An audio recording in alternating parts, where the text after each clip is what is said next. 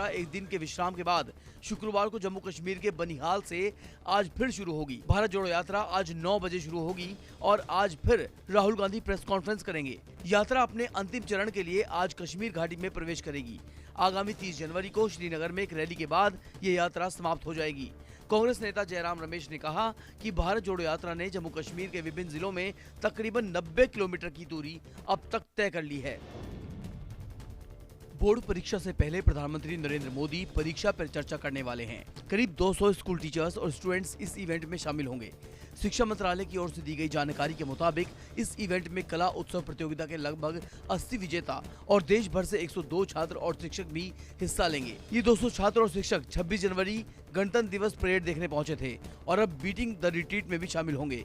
इस साल तकरीबन 38.8 लाख छात्रों ने परीक्षा पर चर्चा के लिए रजिस्ट्रेशन कराया है, जबकि पिछले साल रजिस्ट्रेशन कराने वाले छात्रों की संख्या करीब 15.73 लाख थी। नॉर्थ ईस्ट के लिए विधानसभा चुनावों को लेकर बीजेपी की केंद्रीय चुनाव समिति की अहम बैठक आज शाम 4 बजे पार्टी मुख्यालय पर होने जा रही है।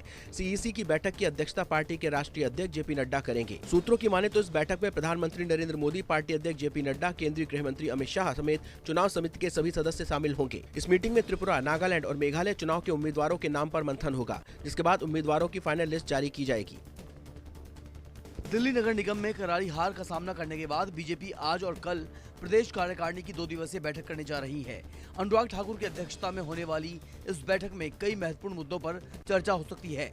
खास बात यह है कि नगर निगम चुनाव में बीजेपी को 104 सीटें मिली हैं। ऐसे में आगे की रणनीति बनाते हुए कार्यकारिणी की बैठक में प्रदेश के कार्यकारी अध्यक्ष वीरेंद्र सचदेवा समेत दिल्ली के सांसद और अन्य पदाधिकारियों की बैठक में शामिल होने की उम्मीद है। माना जा रहा है कि बैठक में संगठन में बड़े बदलाव को लेकर कोई बड़ा फैसला हो सकता है। उत्तर प्रदेश के डुमरियागंज से सांसद और बीजेपी के वरिष्ठ नेता जगदम्बिका पाल गुरुवार को सड़क हादसे में बाल-बाल बच गए। गोरखपुर जाते समय संत कबीर नगर नेशनल हाईवे पर उनकी गाड़ी नीलगाय से टकरा गई। हालांकि सही समय पर एयरबैग्स खुल जाने की वजह से बीजेपी सांसद को चोट नहीं आई, लेकिन गाड़ी पूरी तरह से क्षतिग्रस्त हो गई। इसके बाद वो दूसरी गाड़ी से आगे की तरफ रवाना हुए। बताया जा रहा है कि वो गोरखपुर में एमएलसी डॉक्टर धर्मेंद्र सिंह की बेटी की शादी में शामिल होने के लिए जा रहे थे। देश का बजट आने में कुछ दिनों का समय रह गया है। इससे पहले गुरुवार को वित्त मंत्रालय में हलवा सेरेमनी का आयोजन किया गया। वित्त मंत्री निर्मला सीतारमण ने हलवा बांटकर बजट डॉक्यूमेंट्स को आखिरी रूप दिया। इस दौरान वित्त मंत्री समेत कई केंद्रीय मंत्री मौजूद रहे।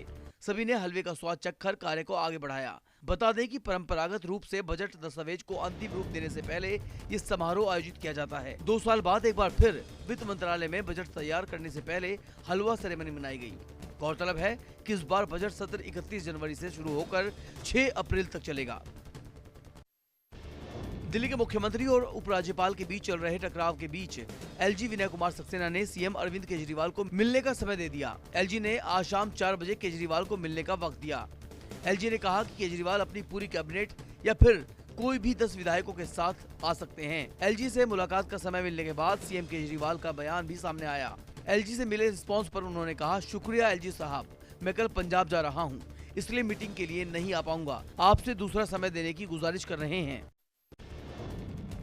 कोरोना महामारी से लड़ाई में एक और हथियार मिल गया है। गुरुवार को भारत की पहली नेजल वैक्सीन लॉन्च की गई। केंद्रीय स्वास्थ्य मंत्री मनसुख मांडविया और विज्ञान व तकनीक मंत्री जितेंद्र सिंह ने भारत बायोटेक की made in India Covid nasal vaccine Incovacc को लॉन्च किया। भारत बायोटेक की नेजल वैक्सीन में किसी इंजेक्शन की जरूरत नहीं पड़ेगी।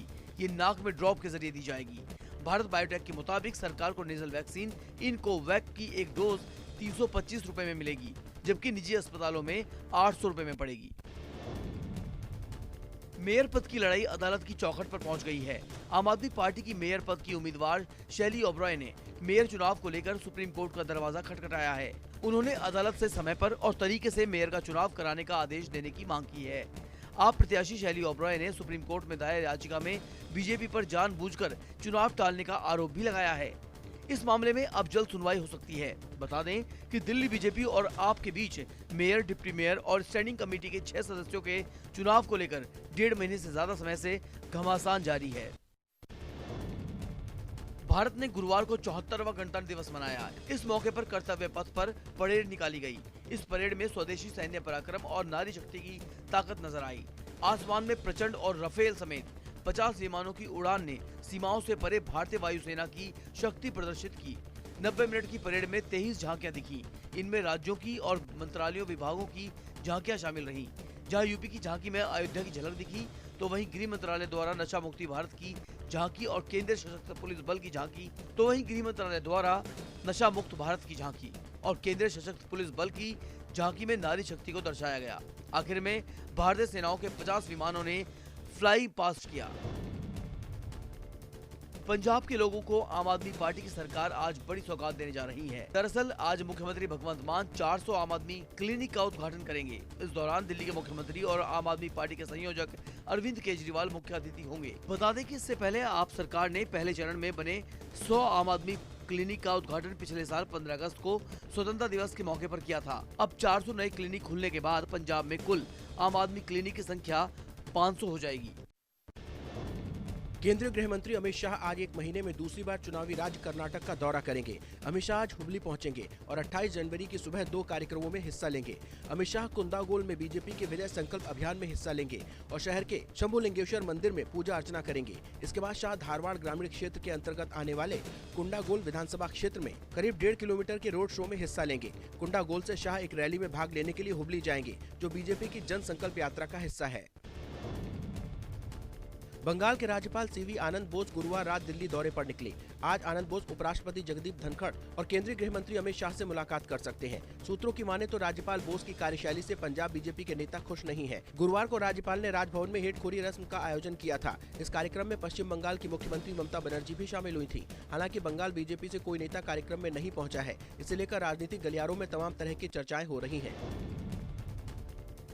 जेडीयू के संसदीय बोर्ड के अध्यक्ष उपेंद्र कुशवाहा एक महत्वपूर्ण प्रेस कॉन्फ्रेंस करेंगे। ये प्रेस कॉन्फ्रेंस आज दोपहर 12:30 बजे पटना में उपेंद्र कुशवाहा के आवास पर होने जा रही है। इस प्रेस कॉन्फ्रेंस में उपेंद्र कुशवाहा और नीतीश कुमार के बीच चल रही तनातनी से पर्दा उठ सकता है। बता दें कि बिहार में नीतीश कुमार की पार्टी जनता दल यूनाइटेड में फैमिली ड्रामा जारी है। उपेंद्र कुशवाहा ने पहले बगावती तेवर दिखाए और जब नीतीश सख्त हुए तो खुद को छोटा भाई बता दिया। इसके बाद नीतीश कुमार भी थोड़े नरम पड़े। हालांकि अभी सुलह समझौता नहीं हुआ है। केंद्रीय स्वास्थ्य एवं परिवार कल्याण मंत्री मनसुख मांडविया आज से 2 दिनों के दौरे पर मंडी जाएंगे। स्वास्थ्य मंत्री आज सुबह 10 बजे चंडीगढ़ से मंडी पहुंचेंगे। 11 बजे मंडी में सबसे पहले प्रधानमंत्री मोदी के परीक्षा पर चर्चा कार्यक्रम में छात्रों के साथ शिरकत करेंगे। इसके बाद मांडविया मंडी संसदीय क्षेत्र के प्रमुख बीजेपी कार्यकर्ताओं और पदाधिकारियों के साथ बैठक करेंगे। शनिवार यानी 28 जनवरी को सुबह द्रंग विधानसभा क्षेत्र में मंडल बीजेपी कार्यकर्ताओं के साथ बैठक करेंगे। बसंत पंचमी उत्सव के साथ ही बद्री केदार मंदिर समिति ने गुरुवार को बाबा बद्रीनाथ के कपाट खोले जाने की पुष्टि की। मंदिर समिति ने घोषणा करते हुए कहा कि बद्रीनाथ धाम के कपाट 27 अप्रैल को सुबह 7 बजे खोले जाएंगे। बद्रीनाथ केदारनाथ मंदिर समिति की ओर से कहा गया है कि नरेंद्र नगर के शाही दरबार में मनाई जाने वाली बसंत पंचमी के शुभ मौके पर बद्रीनाथ धाम के कपाट खोलने की तारीख काफी अध्ययन करने के बाद तय की गई है। इसे पंचांग गणना भी कहा जाता है। समिति ने कहा कि पूरे रीति रिवाजों और परंपराओं के साथ पट खोले जाएंगे। बॉलीवुड के स्टार शाहरुख खान की फिल्म पठान ने रिलीज के साथ ही कामयाबी के झंडे गाड़ दिए हैं। 4 साल बाद शाहरुख का कमबैक काफी धमाकेदार साबित हुआ है। इस मूवी ने पहले दिन 55 करोड़ के कलेक्शन के साथ एक इतिहास रच दिया। अब पठान के दूसरे दिन की कमाई के आंकड़े सामने आए हैं। ट्रेड एनालिस्ट के मुताबिक शाहरुख खान की फिल्म पठान ने दूसरे दिन 10:10 बजे तक 31 करोड़ रुपए का कलेक्शन किया। बता दें कि शाहरुख खान और दीपिका पादुकोण की इस फिल्म ने पहले दिन दुनिया भर में 100 करोड़ रुपए से ज्यादा का कलेक्शन किया है, जो एक बड़ा रिकॉर्ड है। जम्मू डिवीजन के प्रसिद्ध पर्यटक स्थल पटनी टॉप में बर्फ का आनंद लेने के लिए सैलानी देश के कोने कोने से पहुंचे हुए हैं। पटनी टॉप की वादियां सैलानियों से गुलजार हो रही हैं। हर रोज भारी बर्फबारी होने से सैलानियों की संख्या लगातार बढ़ती जा रही है। वहीं सैलानी पटनी टॉप में हो रही बर्फबारी का भरपूर मजा ले रहे हैं। हालांकि पर्यटकों को इतनी ज्यादा बर्फबारी की उम्मीद नहीं थी। उम्मीद से भी ज्यादा बर्फबारी से सैलानियों में खुशी की लहर दौड़ रही है। वहीं बर्फ की बिछी सफेद चादर पर सैलानी अटखेलियां करते हुए नजर आए।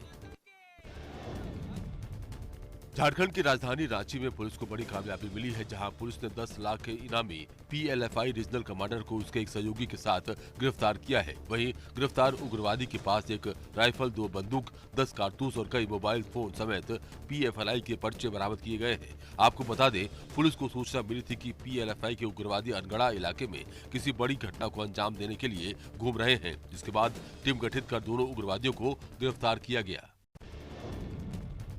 जम्मू कश्मीर के पुंछ के सूरनकोट से बेहद हैरान करने वाली घटना सामने आई है, जहां एक महिला की गोली लगने से मौत हो गई। वही महिला का नाम रुबीना कौसर है और महिला की हत्या का आरोप उसके पति पर लगा है, जो वीडीसी सदस्य है। दरअसल महिला की मौत उसके पति की राइफल से चलाई गई गोली से हुई है। वहीं सूचना मिलने के बाद पुलिस मौके पर पहुंची और महिला के पति को गिरफ्तार कर लिया है। फिलहाल पुलिस इस मामले की जाँच में जुटी है कि गोली गलती से चली या जानबूझकर हत्या की गई। दिल्ली से सटे गाजियाबाद थाना कवि नगर पुलिस ने गोविंदपुरम क्षेत्र में रहने वाली नाबालिग छात्रा के अपहरण के मामले में आरोपी को गिरफ्तार किया है। दरअसल आरोपी का नाम सलमान है, जो दूसरे समुदाय की नाबालिग छात्रा को शादी करने के लिए अगवा किया था। वहीं नाबालिग छात्रा के अपहरण के मामले में पुलिस को 1.5 महीने से आरोपी की तलाश थी। पुलिस ने आखिरकार सलमान को गिरफ्तार किया और नाबालिग छात्रा का मेडिकल परीक्षण भी कराया जा रहा है। फिलहाल इस मामले में पुलिस आरोपी के हर गतिविधियों की जाँच कर रही है। गुजरात में सूरत के उधाना इलाके में कार शोरूम में आग लगने की घटना सामने आई है। वही कार शोरूम में आग लगते ही आसमान में धुएं का गुबार छा गया। आग लगने की सूचना मिलते ही दमकल विभाग की गाड़ियां मौके पर पहुंची और दमकल कर्मी आग को बुझाने में जुट गए। कड़ी मशक्कत के बाद आग पर काबू पाया गया, लेकिन तब तक शोरूम में रखा सामान जलकर खाक हो गया। वहीं आग लगने के कारणों का पता नहीं चल पाया है। हालांकि अभी तक इस हादसे में किसी के हताहत होने की खबर नहीं है। फिलहाल इस हादसे की जाँच जारी है। भारत न्यूजीलैंड के बीच T20 सीरीज का पहला मैच आज रांची के JSCA स्टेडियम में खेला जाएगा, जहां टीम इंडिया का अब तक का रिकॉर्ड शानदार रहा। इस सीरीज में भारतीय टीम की कमान हार्दिक पांड्या के हाथ में है। हालांकि न्यूजीलैंड की कप्तानी मिचेल सेंटनर करेंगे। केन विलियम्स न्यूजीलैंड के भारत दौरे का हिस्सा नहीं है। T20 वर्ल्ड कप के बाद से भारतीय टीम इस फॉर्मेट में नए कप्तान के नेतृत्व में शानदार फॉर्म में है। T20 विश्व कप के बाद हार्दिक की कप्तानी में भारतीय टीम कोई T20 सीरीज नहीं हारी है और न्यूजीलैंड के खिलाफ भी जीत के इस क्रम को बरकरार रखना चाहेगी। भारत ने क्लासिफाइड राउंड के अपने पहले मुकाबले में 2018 एशियन गेम्स की गोल्ड मेडलिस्ट जापान को 8-0 से रौंद दिया है। क्वार्टर फाइनल में नहीं पहुंच पाने वाली 8 टीमें 9वें से 16वें स्थान के लिए आपस में भिड़ रही हैं। भारत का इस राउंड में पहला मुकाबला जापान से था। राउरकेला में खेले गए मैच में भारत ने जापान को 8-0 से रौंद दिया। न्यूजीलैंड के खिलाफ क्रॉस ओवर मैच में हारने के बाद और क्वार्टर फाइनल की रेस से बाहर होने के बाद भारतीय टीम ने इस मैच में शानदार प्रदर्शन किया और जापान को कोई मौका नहीं दिया। इजराइल फिलिस्तीन के बीच खूनी संघर्ष में इजरायली सेना ने एक कैंप के अंदर घुसकर कार्रवाई की है। वहीं इस कार्रवाई में 10 फिलिस्तीनियों की जान चली गई और 20 लोग घायल हो गए हैं। रिपोर्ट के अनुसार इजरायली आर्मी के जवान जेनिन रिफ्यूजी कैंप के अंदर गए, जहां वे दंगाइयों को गिरफ्तार करने पहुंचे थे। बताया जा रहा है कि वहां मौजूद फिलिस्तीनियों ने हमला कर दिया, जिसके बाद इजरायली सेना ने जवाबी कार्रवाई की, जिसमें 10 फिलिस्तीनियों की जान चली गई। वहीं फिलिस्तीनियों का कहना है कि इजरायली सेना निर्दोष लोगों की हत्या कर रही है।